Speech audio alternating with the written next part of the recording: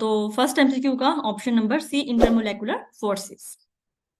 London forces is also known as, बहुत easy MCQ था general knowledge का, और मेरा दिल नहीं करता, फिर मैंने कहा मुफ्ती के नंबर दे देते हैं, कोई बात नहीं है बच्चों को।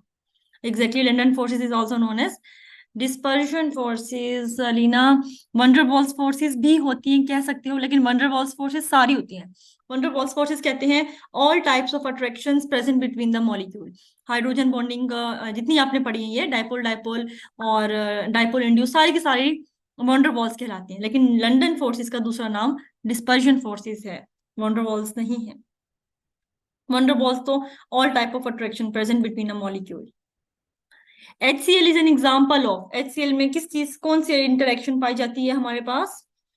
ए, बिल्कुल। देखो HCl में वंडरवॉल्स इंटरेक्शन भी, क्योंकि ऑल टाइप्स ऑफ इंटरेक्शन को वंडरवॉल्स कहते हैं। अगर डाइपोल डाइपोल ना होता ना, फिर इसका ऑप्शन वंडरवॉल्स बनता। अब आपके पास वो दे रखा है उसने डाइपोल डाइपोल, तो आप स्ट्रॉन्गेस्ट फोर्स ऑफ अट्रैक्शन की तरफ जाते हो। तो स्ट्रॉन्गेस्ट फोर्स ऑफ अट्रैक्शन है डाइपोल डाइपोल फिर इसमें।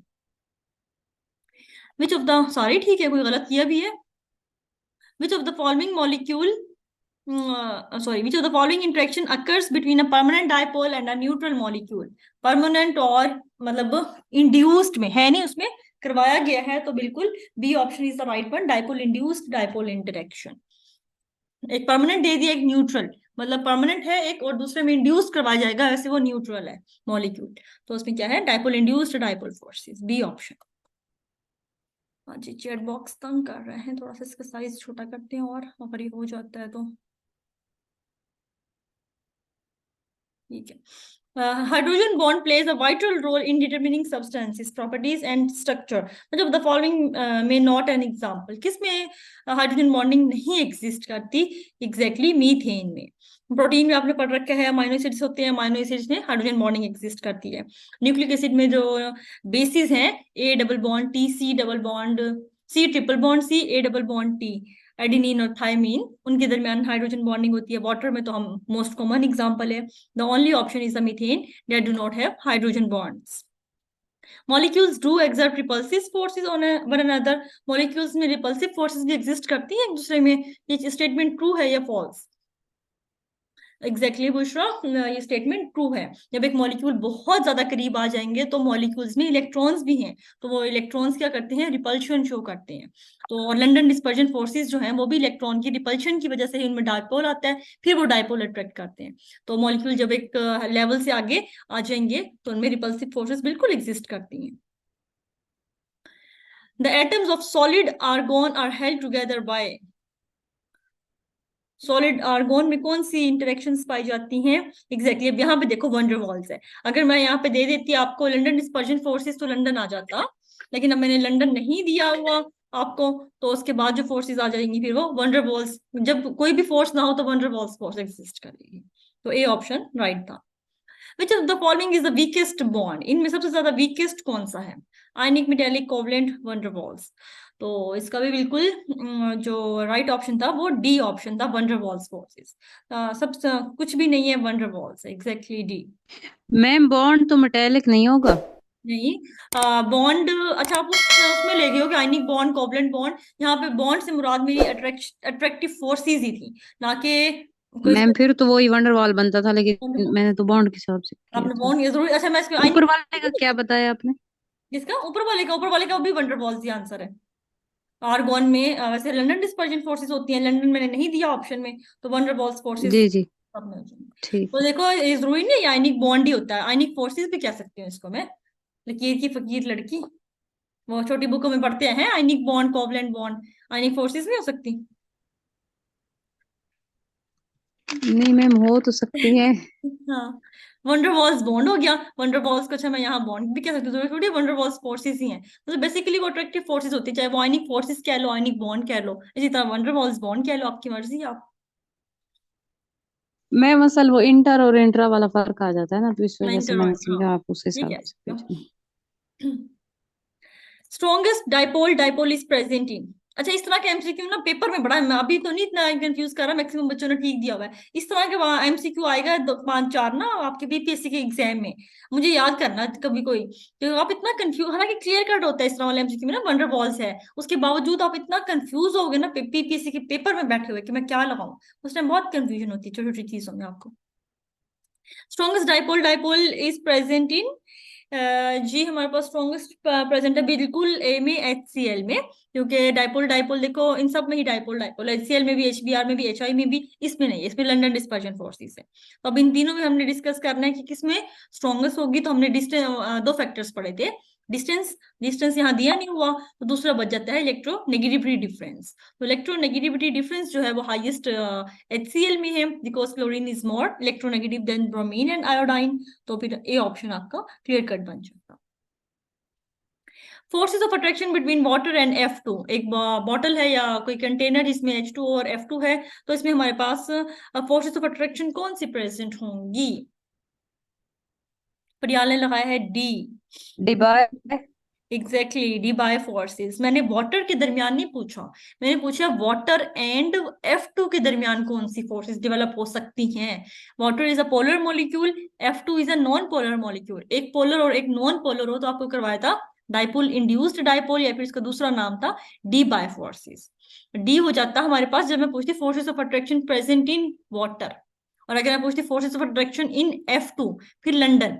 अब मैंने पूछा वाटर और F2 एक ही इसमें है, इनके दरमियान क्या पॉसिबिलिटी हो सकती है, तो इनके दरमियान डी बाय हो सकती है, एक पोलर एक नॉन पोलर है। स्टेटमेंट को ध्यान से पढ़ो। Strongest force of attraction among following, अब इनमें से स्ट्रॉन्गेस्ट फोर्स ऑफ अट्रैक्शन, अब पहले देखो ये है क्या, इनमें है कौन सी, स्ट्रॉन्गेस्ट तो बाद में डिसाइड करते हैं ना हम लोग ये कौन सी है। तो पहले ऑप्शन बता दो, लगाया क्या है, फिर बताती हूँ इसमें क्या आना चाहिए सब। C option. Exactly C option आएगा, क्योंकि हमारे पास ये हाइड्रोकार्बन्स है, हाइड्रोकार्बन्स हम ऑलमोस्ट नॉन पोलर कंसीडर करते हैं, क्योंकि कार्बन और हाइड्रोजन की इलेक्ट्रोनेगेटिविटी डिफरेंस बहुत करीब करीब होता है इनका, इलेक्ट्रोनेगेटिविटी वैल्यू दोनों की, तो डिफरेंस ऑलमोस्ट जीरो के करीब होता है, तो हम इसको नॉन पोलर की कैटेगरी में ही लेते हैं, और ये सोल्युबल भी नॉन पोलर में होते हैं सॉल्वेंट्स में। तो अब हाँ, इसमें भी नॉन पोलर है, तो फोर्सेस जो है वो लंदन डिस्पर्जन फोर्सेस प्रेजेंट होगी हैं। लंदन डिस्पर्जन फोर्सेस में हमने पढ़ा था जितना साइज बड़ा होगा उतनी वो स्ट्रॉन्ग होगी, तो C6H14 का साइज बड़ा है, इसमें इलेक्ट्रॉन ज्यादा है, उनमें फिर पोलराइजेबिलिटी के चांस ज्यादा है, इस वजह से सी ऑप्शन आपका बिल्कुल शनीला। हम कहते हैं कि पहले वाली गैसेस हैं, फिर लिक्विड है, फिर सॉलिड्स हैं, तो बिल्कुल सॉलिड्स मतलब क्या हो गया, फोर्सेस स्ट्रॉन्ग होती जा रही हैं, तो आप रीजन दे सकते हो सॉलिड हुई है, तो सॉलिड क्यों हुई है, सब में है तो फोर्सेस ही, लंदन डिस्पर्जन सॉलिड की रीजन यही है कि उनमें फोर्सेस जो है लंदन डिस्पर्जन वो बहुत ज्यादा स्ट्रॉन्ग होती जा रही है। स्ट्रॉन्ग की रीजन फिर आप बता दोगे कि इनमें डिस्टॉर्शन ज्यादा हो रही है, इलेक्ट्रॉनिक क्लाउड बढ़ता जा रहा है इनका। Strongest hydrogen bonding among the following, अब यहाँ पे हमारे पास मैंने क्या दिया, अल्कोहल्स दिए हैं तीनों ही, तो अल्कोहल्स में इनमें सबसे ज्यादा स्ट्रॉन्गेस्ट फोर्सेस बिल्कुल ए में होगी, जितना मैंने बताया था अल्कोहल्स और कार्बोक्सिलिक एसिड, जितनी ज्यादा हाइड्रोकार्बन चेन छोटी होगी उतनी स्ट्रॉन्ग हाइड्रोजन बॉन्डिंग उनमें डिवेलप होगी। जब आप तकरीबन 7 से 8 से ऊपर जाते हो, कार्बन नंबर 7 या 8 होंगे, फिर इतनी ज्यादा वीक हो जाएगी हाइड्रोजन बॉन्डिंग के, ऑलमोस्ट वो नहीं होते, तो आपके पास जो ऑक्टानॉल वगैरह होंगे वो वाटर इनसॉल्युबल हो जाएंगे, ये सारे सॉल्युबल हैं ड्यू टू हाइड्रोजन बॉन्डिंग, तो जितना छोटी हाइड्रोकार्बन चेन उतना सॉल्युबल हो जाएगा आपका एसिड या alcohol. Strongest acid among the following, इसको हमने बहुत डिटेल से डिस्कस किया था लेक्चर में कि इन सब में सबसे ज्यादा स्ट्रॉन्गेस्ट एसिड कौन सा था, डी वाला हाइड्रोजन आयोडाइड, बिल्कुल हमने पढ़ा था कि एसिड क्या है जो जितनी जल्दी रिलीज कर सके प्रोटॉन को, तो इसमें तो वैसे हाइड्रोजन बॉन्डिंग आती है, ये रिलीज ही नहीं करता। बाकी इन सब में साइज बढ़ रहा है डाउन द ग्रुप, जितना साइज बढ़ रहा जा रहा था उतना इनकी बॉन्डिंग वीक थी, और जो आयोडाइन था ये बिल्कुल लूजली हेल्ड करता है इस प्रोटॉन को और फौरन से रिलीज कर देता है, तो HI is the strongest acid. या MCQ पास पेपर के आप लोगों का 11 वाले में इतनी पीछे का पूछा है। स्ट्रॉन्गेस्ट डाइपोल डाइपोल प्रेजेंट है HCl में, देखो डाइपोल डाइपोल डिपेंड करती है इलेक्ट्रोनेगेटिविटी पे, तो जितनी ज्यादा इलेक्ट्रोनेगेटिविटी डिफरेंस ज्यादा होगा उतना डाइपोल डाइपोल स्ट्रॉन्ग होगी, तो ब्रोमीन की इलेक्ट्रोनेगेटिविटी कम है, आयोडाइन की कम है, क्लोरीन की सबसे ज्यादा है इन सब में, तो क्लोरीन में फिर डाइपोल डाइपोल भी उतनी ही ज्यादा स्ट्रॉन्गेस्ट हो जाएंगी।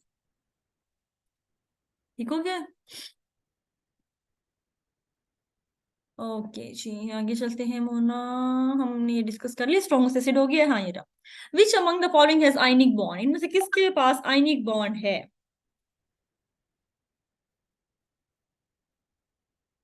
ऑल में बिल्कुल, देखो सब में एक मेटल एक नॉन मेटल है, तो क्लियर करते हैं आयनिक बॉन्ड डेवलप करते हैं। अगर मैं इसको दे देती which among the following has the strongest ionic bond, फिर क्या कहते हैं? इनमें सबसे ज्यादा स्ट्रॉन्गेस्ट आयनिक बॉन्ड किसमें डेवलप है? KCl में होता। KCl में, एग्जैक्टली। फर्स्ट ग्रुप वाले जो हैं एल्किली, वो सबसे ज्यादा स्ट्रॉन्ग मेटल्स हैं, और वहां से ऑलमोस्ट हाइड्रोजन की फैमिली है, तो इससे इतना फर्क नहीं पड़ रहा। तो अगर स्ट्रॉन्गेस्ट देगा तो KCl, लेकिन आयनिक बॉन्ड पूछे तो ऑल में है ये सब में। Which among following has lowest lattice energy? अब बच्चों को थोड़ी ट्रिक समझ आने लगी है वैसे MCQ, अगली बार थोड़ा और ट्रिकी बनाऊंगी। Which among following has the lowest lattice energy, इनमें से सबसे ज्यादा लोवेस्ट किसकी हो जाएगी? जी परियाल कहती है सी में हो जाएगी।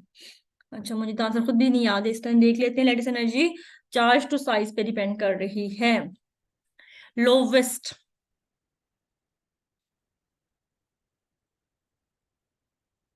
एग्जैक्टली इसका इजी। D होगा। डी होगा, देखो से डी बनेगा। मैंने उसमें की में क्या रखा हुआ था answer? I think so D ही रखना चाहिए था, मुझे नहीं याद, हमसे डी ही होगा।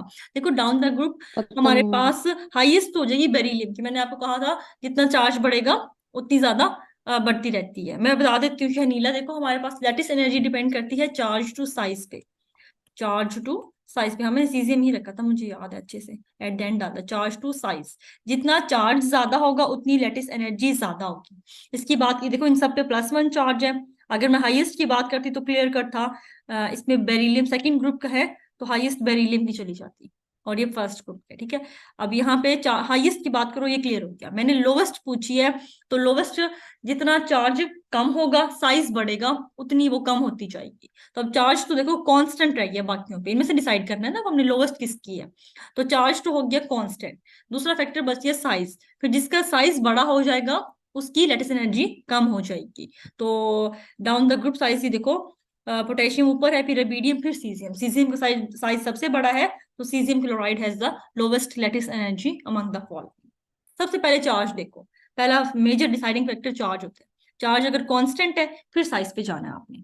चार्ज अगर मैं हाईएस्ट देती तो क्लियर करता, बेरिलियम में +2 चार्ज वाला है प्रेजेंट, लेकिन अब चार्ज नहीं दिया, मैंने लोवेस्ट पूछ लिया है, तो फिर आप साइज पे आ जाओगे, क्योंकि 3 का चार्ज तो सेम आ गया है। देन दूसरा फैक्टर डिसाइडिंग हो जाएगा साइज पे, फिर आप साइज पे जाओगे। Which among following has the polar covalent bond, इनमें से किसका बॉन्ड जो है वो पोलर नेचर का है? हाँ जी। ओके, चलो समझ आ गई। नन ऑफ दीज एग्जैक्टली, बिल्कुल ठीक है, नन ऑफ दीज ही आंसर है। देखो पोलर कोवलेंट बॉन्ड होने की दो आपको कंडीशंस बताई थी। एटम्स का डिफरेंट होना जरूरी है, एटम्स तो सबके डिफरेंट है, लेकिन फिर दूसरी थी सिमिट्री ना उनमें। तो AlCl में तो वैसे ही कोवलेंट बॉन्ड नहीं है, तो है ही अनिक बॉन्ड, मैंने कंफ्यूज करने के लिए दिया था। CO2 लीनियर है, सिमिट्री है। BF3 ट्रायंगुलर प्लेनर है। SF6 ऑक्टाहेड्रल, परफेक्ट ऑक्टाहेड्रल है। तो किसी में कोई लॉन पेयर प्रेजेंट नहीं है, लॉन पेयर नहीं है तो परफेक्ट स्ट्रक्चर्स बनाएंगे, और सारे के सारे सिमिट्रिकल हो जाएंगे, तो नॉन पोलर है। तो कोई मॉलिक्यूल भी ऐसा नहीं है जिसमें पोलर कोवलेंट बॉन्ड पाया जाए, सारे के सारे नॉन पोलर नेचर के आगे हैं। Which among following has highest surface ma'am वो तो ओवरऑल नहीं होगा, मतलब अब जैसे BF3 है या AlCl3 है, तो एक बॉन्ड तो उनका पोलर पोलर नहीं काउंट होगा, फिर ओवरऑल डायपोल मोमेंट 0 काउंट होगा ना। ओवरऑल डाइपोल मोमेंट 0 जगह, ऐसे नहीं होगा। कंपाउंड ओवरऑल नॉन पोलर कहलाता है। बॉन्ड पोलर होता है, कंपाउंड नॉन पोलर होता है। इसका AlCl3 की बात करूं ना, तो AlCl बॉन्ड, मैंने which among the following compound पूछा है इसमें से, ना कि ये पूछा है किसका बॉन्ड। बॉन्ड तो सबके ही पोलर है ना। ये एक, मैं अगर बात करूं ना Al इसका, ये बॉन्ड जो है ये बिल्कुल पोलर है AlCl, लेकिन इसका डाइपोल मोमेंट काउंट करोगे, सिमेट्रिकल है, सारी एक दूसरे को कैंसिल आउट कर देती है। तो डाइपोल मोमेंट 0 है, जब डाइपोल मोमेंट 0 आ जाएगा ना, तो तो ma'am molecule non polar. Compound वाला वर्ड तो नहीं आया पड़ा, बॉन्ड का है। विच अमंग द फॉलोइंग, मैंने ये भी नहीं लिखा। अच्छा, आप क्या कह रहे हो? विच अमंग, फिर ऑल का ऑप्शन है कहीं पे, फिर तो सारे मतलब आपने बॉन्ड का नहीं पूछा था। नहीं, मैंने पूछा था इनमें से किसके जो कौन सा मॉलिक्यूल जो है ना वो पोलर कोवलेंट बॉन्ड रखता है, बेसिकली ये पूछा था। अच्छा, अगर मैं पोलर बॉन्ड कहती हूँ ना, फिर तो देखो ये C डबल बॉन्ड O भी पोलर है, फिर BF भी पोलर है, फिर SF भी पोलर है, फिर तो सारे पोलर आ गए। मैंने ऑल का ऑप्शन तो दिया ही नहीं है ना आपको, फिर कैसे जाओगे? जी ये एमसीक्यू गलत है, इसका ग्रेस मार्क दीजिए। ये एमसीक्यू गलत नहीं है, ये दिमाग नहीं यूज किया।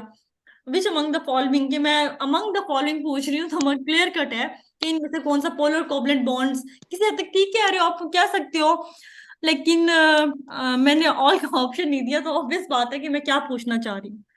ये वो एमसीक्यू है जिसमें आप पीपीएससी में कंफ्यूज होते हो। चलो, अच्छा मजे की बात, मैंने आज बहुत जल्दी में टेस्ट बनाया था ना, तो मैंने इतना डीपली ना रखा ही नहीं है, जिस तरह मैं लास्ट सेशन में रखी थी। मोना ना, मैं मोना ने वो लास्ट सेशन वाला ट्रिकनेस खोली, लास्ट टाइम ना मैं इनको स्टेटमेंट में बहुत कंफ्यूज करती थी, वो फिर स्टेटमेंट ही पढ़ती रह गई हैं। आज इतनी स्टेटमेंट में मैंने कुछ नहीं रखा था, वैसे ट्रिकनेस ना जल्दी जल्दी बनाया था कि बस इनके कॉन्सेप्ट क्लियर हो। Which among following has, ma'am ये आपने वेबसाइट से बनाया है या वैसे बनाए हैं? कुछ 3-4 वेबसाइट से उठाया, बाकी मैंने खुद ही बनाया सारे, और नीचे वाले सारे कोई साइट से, ये नीचे वाले आखिरी 10 से चलिए 5-7 अभी तक करवाए ना, पहले 3-4 डाले हैं बस वेबसाइट से। ये मेरी अपनी तख्लीक आ रही है, ये नीचे वाली सारी। ठीक। Which among following has highest surface tension, surface tension सबसे ज्यादा किसकी होगी?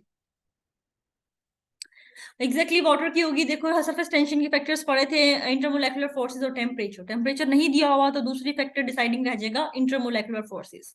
इंटरमोलेकुलर फोर्सेस जितनी ज्यादा होंगी उतना आपका सरफेस एरिया कम होगा, जितना सरफेस एरिया कम होगा सरफेस टेंशन उतनी ज्यादा होती जाएगी, because surface tension is nothing but the tendency to minimise the surface. Invert बोल। तो आपके पास यहाँ पे सबसे ज्यादा स्ट्रॉन्ग इसमें हाइड्रोजन बॉन्डिंग है, इसमें डाइपोल डाइपोल है, इसमें लंदन है, तो इंटरमोलेकुलर फोर्सेस वाटर की स्ट्रॉन्ग है, तो ऑब्वियसली सरफेस टेंशन भी उसी की ज्यादा होगी। देखो कितने मजे मजे की रिप्लाई कर रहे हो, फौरन से जवाब दे रहे हो, बड़ी खुशी हो रही है मुझे, बच्चों को समझ आई हुई है। Evaporation is highest at, evaporation इन सब में सबसे ज्यादा किस पे होगी?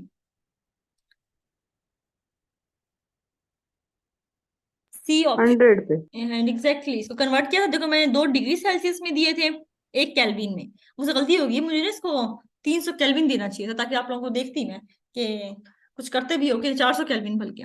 तो आपने देखो थोड़ा सा इसमें क्या करना था, या तो सबको डिग्री सेल्सियस में कन्वर्ट कर लो, और या सबको केल्विन में, फिर देखना था हाईएस्ट किसका है, तो बाई चांस यही बन रहा है 100 डिग्री सेल्सियस, तो सी ऑप्शन आपका राइट बन रहा था।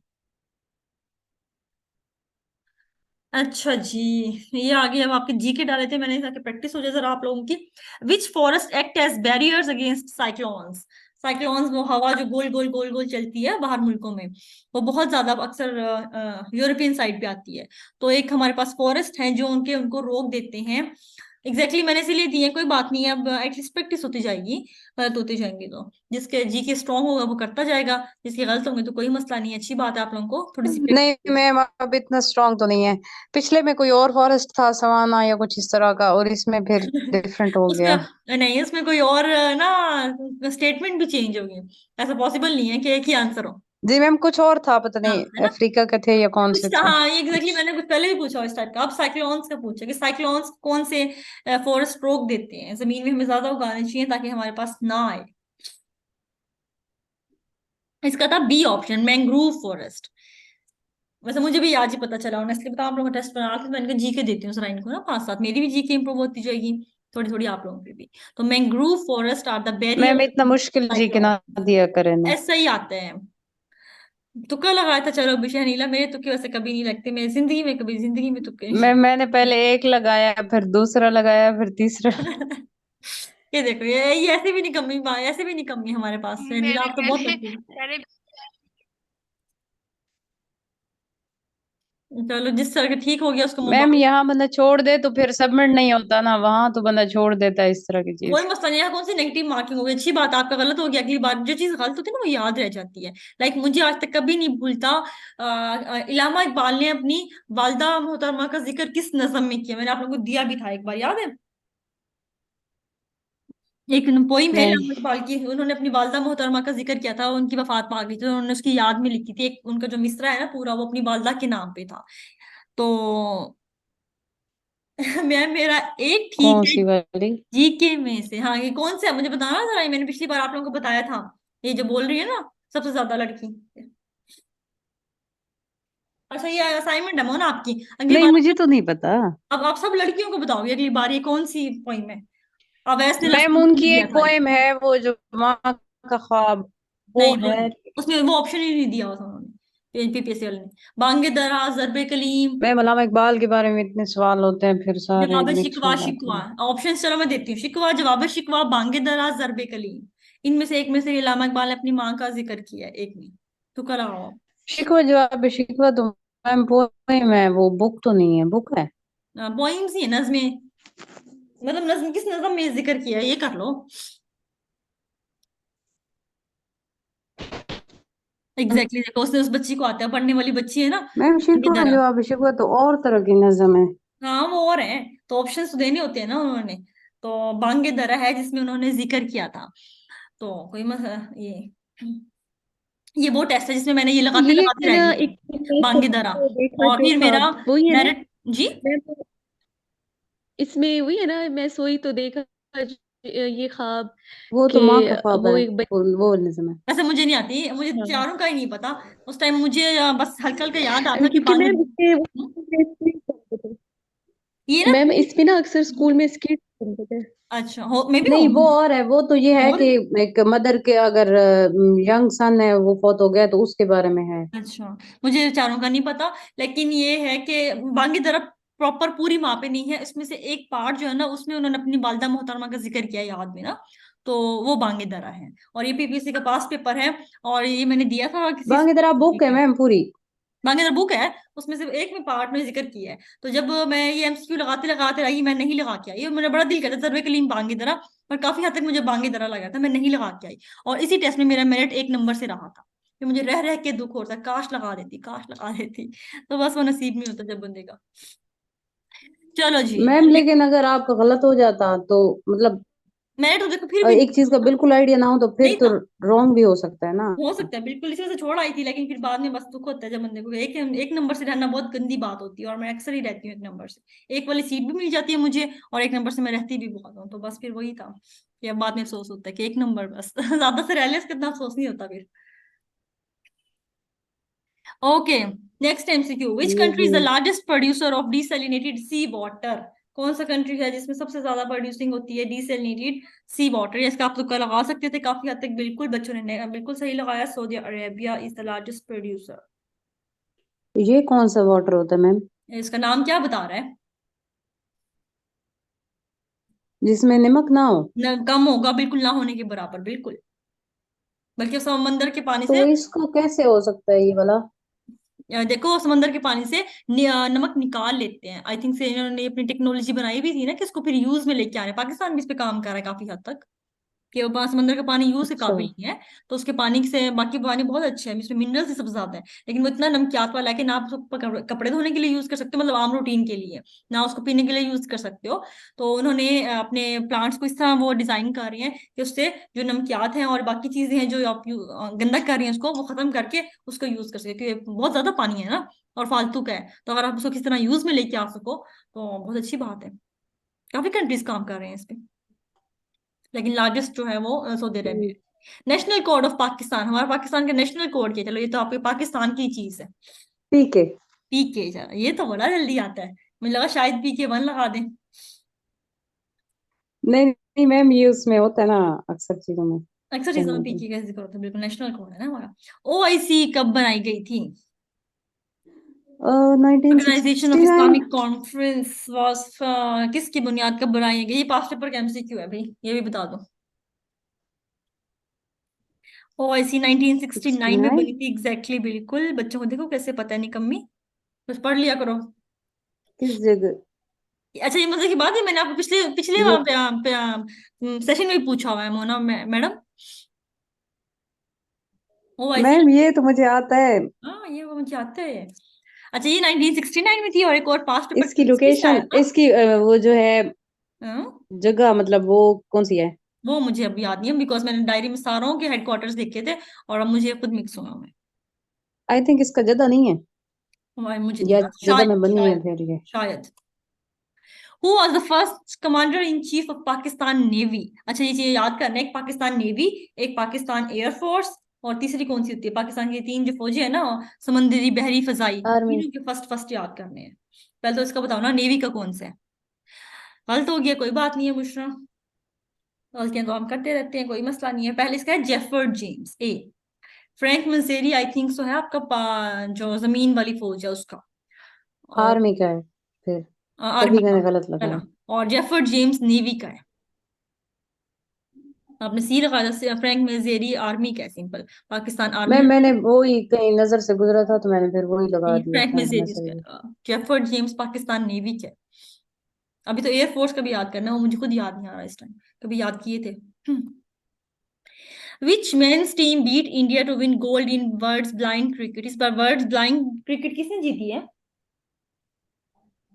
एग्जैक्टली परियाल को पता है। पाकिस्तान। इंडिया को पाकिस्तान नहीं हराया होगा। हाँ, पाकिस्तान इंडिया का फाइनल था इस बार, जो ब्लाइंड क्रिकेट टीम होती है, तो पाकिस्तान ने जीत लिया इस बार। वो ही जीत सकते हैं बेचारे। वही मेहनती है, हमारी असली टीम तो आ गई है पहले ही सेमीफाइनल से घर। अच्छा जी, ये बहुत बार आने वाला एमसीक्यू। इन फायरवर्क्स जीके का है, लेकिन आपकी केमिस्ट्री से रिलेटेड है। जो आप ये आतिश फजा कर रहे हो तो शादियों पे, ग्रीन कलर का फ्लेम किस एलिमेंट की वजह से आता है? D is the wrong option. हाँ फरियाल बी। बिल्कुल ठीक है, बी बैरियम। पोटेशियम की वजह से पर्पल कलर आता है, याद रखो, लाइलिक कलर जो होता है ना, पर्पलिश शेड, वो पोटेशियम की वजह से होता है। बैरियम ग्रीन देता है, सोडियम येलो देता है, मरकरी कोई कलर नहीं देता। ये तीन है आपके पास। फर्स्ट ग्रुप और सेकंड ग्रुप वाले एलिमेंट्स को हम यूज करते हैं। और ये निकम्मी मोना, मैंने आप लोगों को सॉल्ट एनालिसिस पढ़ा रखी है, याद हो तो मैंने फ्लेम के नाम याद करवाए थे सबके, किसके कौन कौन से फ्लेम है, तो ये वहां से एमसीक्यू उठाया हुआ है। फायरवर्क्स में यही एलिमेंट। मैंने सही ऑप्शन बताया है। सही बताया है, बता रही हूँ, इतनी कंफ्यूजन के साथ क्यों बताया, आपको तो सबके आने चाहिए। इनफैक्ट आपको तो 2B वाला कैल्शियम वगैरह के, स्ट्रॉन्शियम के भी आने चाहिए। कैल्शियम का और स्ट्रोंशियम का रेड होता है। हाँ देखो, उसको याद है, चलो कुछ तो याद है, मेरा पढ़ाया है। Which planet looks reddish in the night sky? रात के अंधेरे में देखो तो कौन सा प्लैनेट आपको लाल रंग का नजर आएगा टेलीस्कोप से? Which planet looks reddish? Jupiter या मार्स में से कोई जुपिटर या होगा। मार्स में से कुछ होगा। सी ऑप्शन बिल्कुल। मार्स जो है वो रात को टेलीस्कोप में आपको रेड कलर का दिखेगा, मार्स। अच्छा, एक प्लेनेट ऐसा भी है जिसपे बारिश होती है तो वो इसकी क्या डायमंड बन रीजन है? जाती है। ये मुझे खुद नहीं पता, उनके इन्वायरमेंट का फर्क आता है। अब हर एक किसी के चांद इतने हैं, अब ये कहेंगे एक प्लेनेट ऐसे है जिसपे जो बारिश होती है जब, तो बारिश उसका इन्वायरमेंट या टेम्परेचर कुछ इस टाइप का है, जो भी है, उस पे बारिश की बूंदें जब वो गिरती है ना उस पे सरफेस पे उस प्लेनेट के, वो डायमंड बन जाती है। अब देखो कितनी जबरदस्त चीज। बट उसका बारिश की बूंदें। बारिश की बूंदें, उसका अल्लाह ने कुदरती इन्वायरमेंट ऐसा रखा है कि वो बारिश की बूंदें, टेम्परेचर बहुत हाई होता होगा, प्रेशर टेम्परेचर तभी बन सकता है पानी, हीरा। तो मैम फिर उसका एड्रेस तो पाकिस्तान को देना चाहिए, कोई हम अमीर हो जाए। हाँ, उस पे जाने की कंडीशंस नहीं होंगी ना, ओनली कंडीशन जहां इंसान सरवाइव कर सकता है और जा सकता है। सरवाइव तो अभी भी नहीं है ना, ऑक्सीजन थोड़ी कम ही है, बहुत ज्यादा, CO2 ज्यादा है जी मार्स। मैम। तो लेकिन फिर भी इंसान एटलीस्ट लगा शगा के अपने ऑक्सीजन पंप जा सकता है। बाकी प्लैनेट्स पे तो जाने की भी कंडीशंस नहीं है ना, तो कितने। फिर मैम इन्होंने कैसे देखा है उसको, मतलब टेलीस्कोप की मदद से या टेलीस्कोप या सैटेलाइट उनके की मदद वही से? भेजी होंगी ना, भेजती हैं सैटेलाइट्स, उनके थ्रू ही पता चल सकता है। तो उसके थ्रू ही भेजेंगी। सैटेलाइट्स, ठीक। सैटेलाइट से फिर इमेज दिया उन्हें, तो वहां से इंफॉर्मेशन आती है, तो नहीं जा सकते हम। द टर्म ठीक जीरोस्टोमिया है। रेफर्स टू, बायो की टर्म है। ये आपका जनरल साइंस का एमसीक्यू है। जीरोस्टोमिया किस उसके लिए यूज करते हो? Xerostomia, dry skin, dry mouth, dry nose, dry head. बच्चों ने ठीक जवाब दिया हुआ है, बिल्कुल ठीक दे रहे हैं। B option is the right one. Dry mouth के लिए आप जीरोस्टोमिया, जीरो कहते हैं जिससे से पानी खत्म हो जाए, dry. Stomia means mouth, so simply dry mouth, exactly Shahnila. Okay, which insect can survive without a head for 1 or more week? ये तो बहुत इजी एमसीक्यू है, और आपके घरों में बहुत दफा पाया जाता है, बहुत नहीं, हर एक के घर में होता है, जिनसे हम तंग आए होते हैं। एग्जैक्टली कॉकरोच जो है वो आप उसका सर काट भी दोगे तब भी वो कुछ हफ्तों तक जिंदा रह सकता है। मैम ऐसा क्यों है? अब ये तो देखो, उसकी कैरेक्टरिस्टिक कुछ कह नहीं सकते, एक तो मैं बायो की नहीं हूँ, सेकेंडली उसका सिस्टम अल्लाह ने ऐसा बनाया हुआ है ऑब्वियसली। कॉकरोच में एक चीज एक्स्ट्रा भी होती है, उसके हार्ड दो होते हैं, कुछ ऐसा कुछ सीन है ना, और बाकी भी सिस्टम ऐसा होता होगा, उसकी स्केलेटन भी बहुत ज्यादा हार्ड होती है। और एग्जैक्टली उसका रीजनरेट का प्रोसेस होता होगा उसमें, कि वो हेड आप काट दो फिर दोबारा रीजनरेट हो जाता होगा।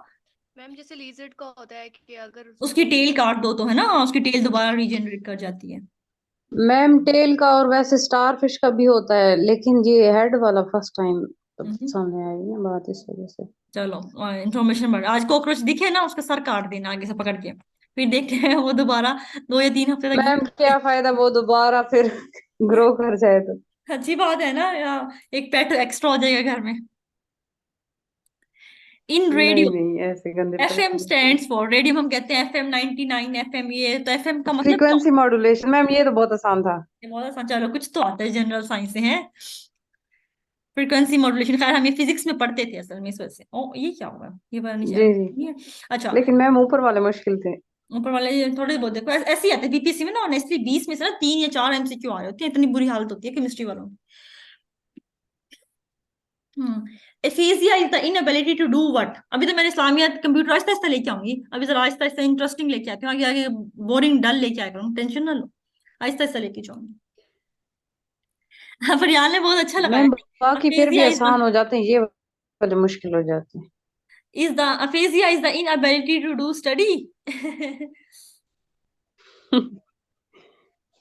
अच्छा, उसमें मुझे नहीं पता इसका कम्युनिकेट क्या, अफेसिया हम कहते हैं ऐसी बंदा, मतलब जिस जो कि कम्युनिकेट ना कर सके, inability to communicate with other people, वो क्या है, ये पहला तुक्का एग्राफिया। है जो ठीक लग गया। चलो उसने इन्फॉर्मेशन एक और दी है एक्स्ट्रा, उसको भी याद रख लो। एग्राफिया है इनएबिलिटी टू स्टडी, और अफेजिया है इनएबिलिटी टू कम्युनिकेट।